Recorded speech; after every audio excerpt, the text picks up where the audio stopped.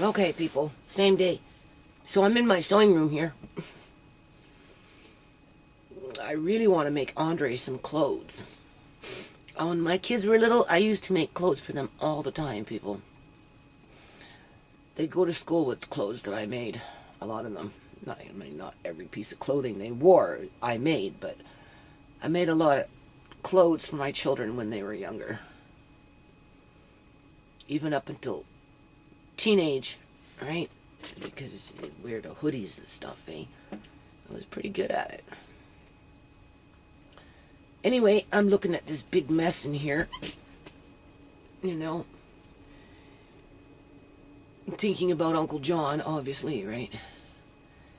Trying to figure out how's the best method to pluck out certain things for these individuals that I'm going to be sending information to. And then putting the rest away where it doesn't get all mixed up. You know, it's easy to remember where it is and what it was when you're looking for it. Right, in case you need it. And as I'm doing that, obviously I'm experimenting with sourdough.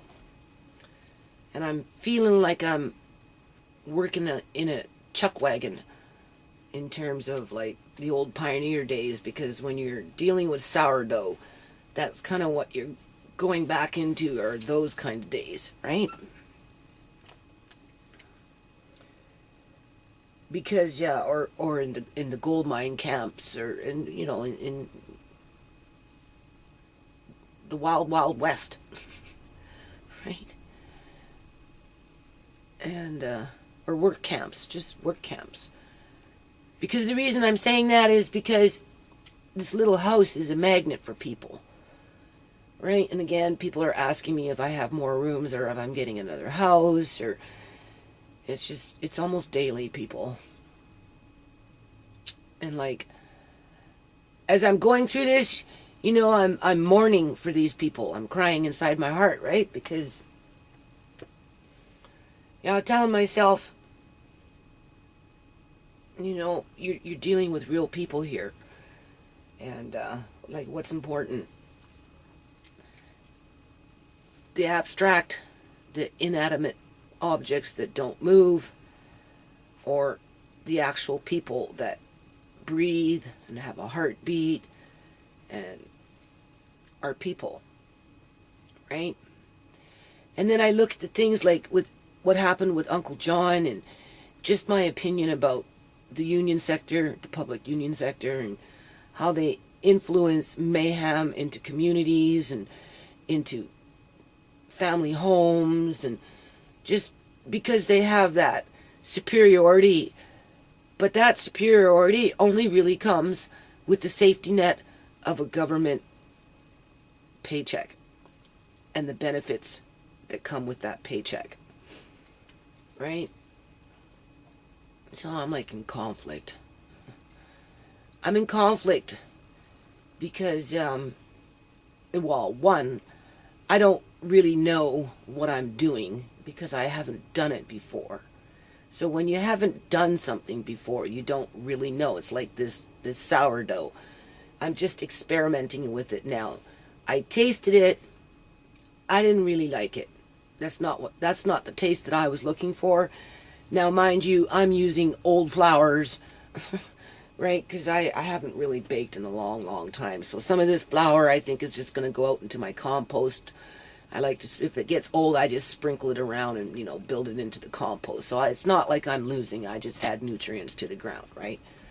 And buy some fresh flowers as I continue to experiment, because on one hand, I want the sourdough for myself and my own family. And then on the other hand, because I am working on the nonprofit and I am around a bunch of people, and I do feel like I'm kind of like out in the pioneer days in the wild west, right, with the camp coming. I feel like the camp is coming together. I guess that's what you can say. And it just so happens I'm making sourdough, which is, appropriate when you're dealing with a camp.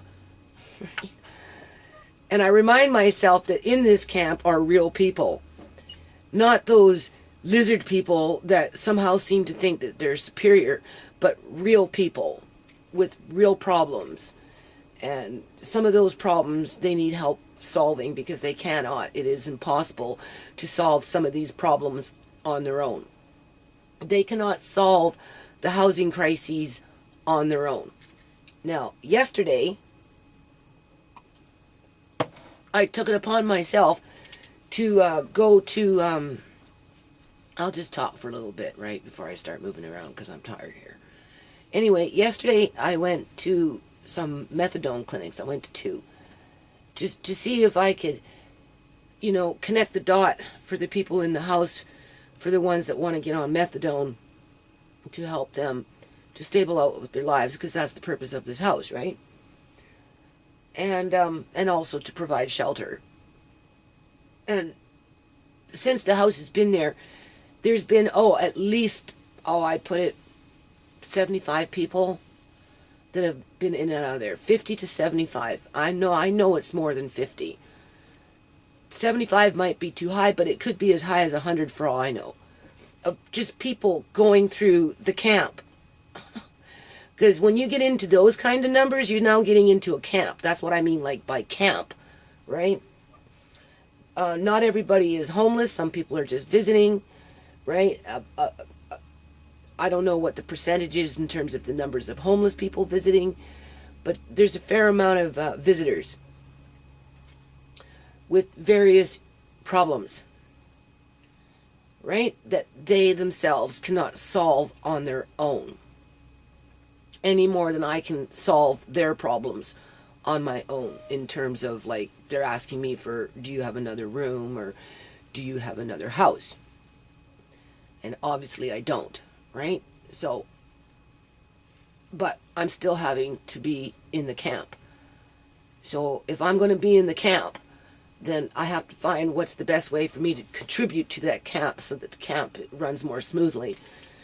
Sourdough, if I can get into making good sourdough, maybe I can make a few loaves of sourdough and pass it that way, and then teach them how to make their own sourdough. Right? Well, I sit in here, in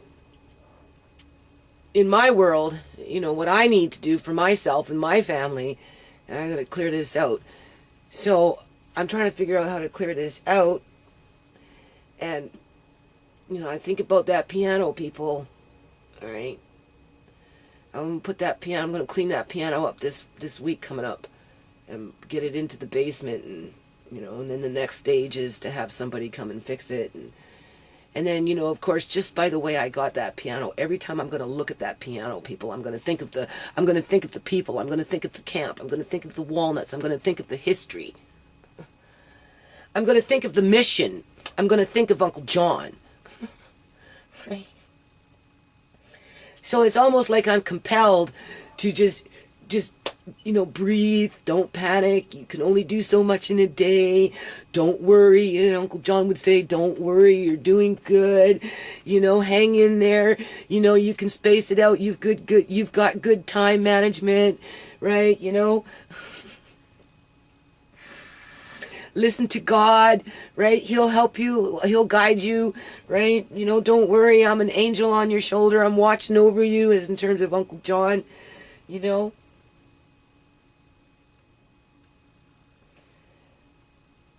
And, yeah, so that's basically where I'm at with this situation right now. So I really want to make Andre some clothes, especially before fall, because summer's coming now, so it's warming up and stuff. But I've got some really nice fleece. Fleece is like more fall, winter material, right? That I bought when he was a baby. So he's 7 years old now, people, and I really want to use the fabric before he outgrows the print. He's still able to wear the print, right? Because he's of his age. I mean, he could wear it later on in life too, right? As he ages, but, when they hit a certain age, like, when they start to become teenagers and stuff, their sense of style changes. At this point, I can make him a nice fleece jacket with SpongeBob on it, and he'd be as happy as could be, right? So, okay, I'm going to just stop with that and get on with this, right? I'm gonna attempt to make some more sourdough bread today. I bought some beef bones and nice with beef on it, and I'm making some beef soup. So the plan is to finish the beef soup. I'm taking some over to the house, you know, a pot full, and it would be nice if I could take a loaf of sourdough bread at the same time. Actually, the bread that I kind of overcooked could be used as well today, in terms of just slice it and then, you know, you can dip it into the soup, right? So I probably won't give it to the food bank. To the compost.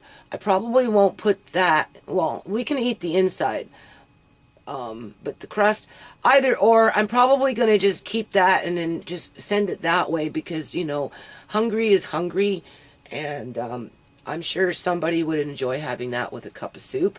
So not all is wasted, right? And I'm going to attempt to make another one, probably or two. I'll actually attempt to make two this time. One for the camp and one for home.